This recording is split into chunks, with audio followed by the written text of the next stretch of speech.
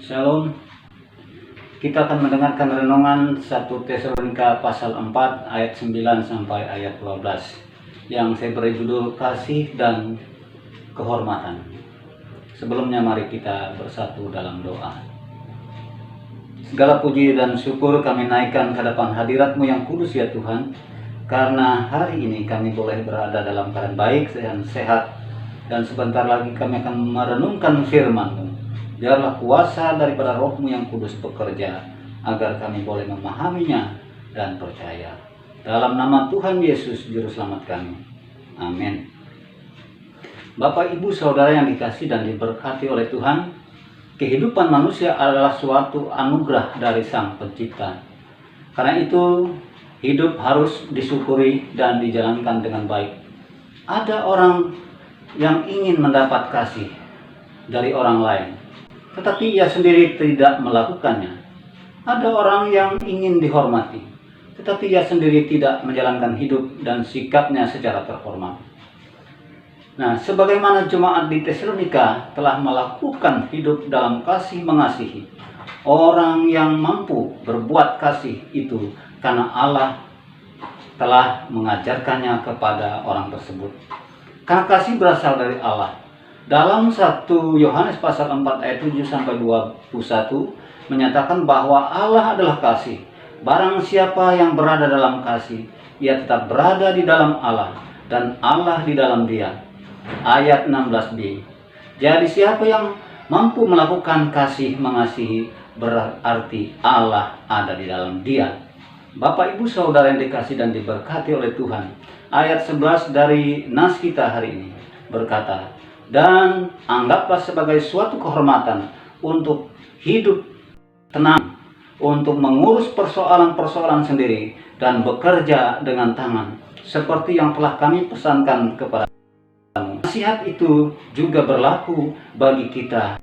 Jika kita ingin mendapat kehormatan dalam pandangan orang lain, maka kita harus hidup tenang. Artinya tidak mencari permasalahan atau keributan dengan orang lain. Hidup sabar dan berdamai dengan sesama. Dengan ketenangan maka kita dapat bekerja dengan baik.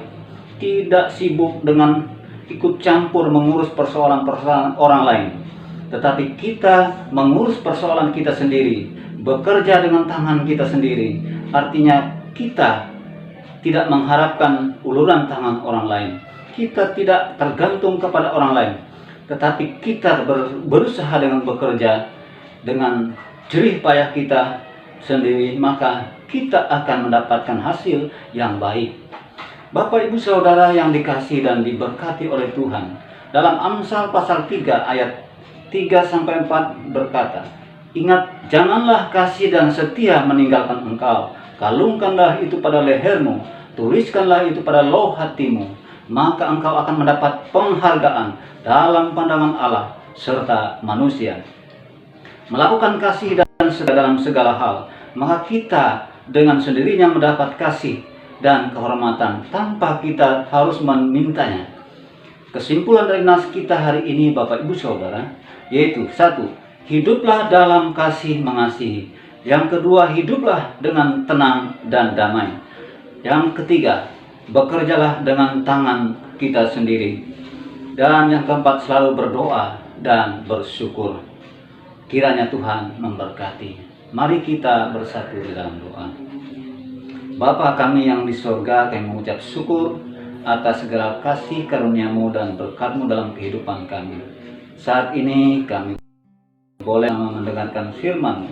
Kiranya firman-Mu tidak sia-sia, tapi sungguh-sungguh menjadi rema dalam hati kami, agar kami boleh hidup dipimpin oleh kuasa Tuhan, agar kami boleh bertumbuh di dalam iman, dan kami menjalankan kehendak-Mu, yaitu kasih mengasihi sesama kami, hidup dengan terhormat, dengan baik dan benar, sehingga nama Tuhan dipermuliakan dalam kehidupan kami.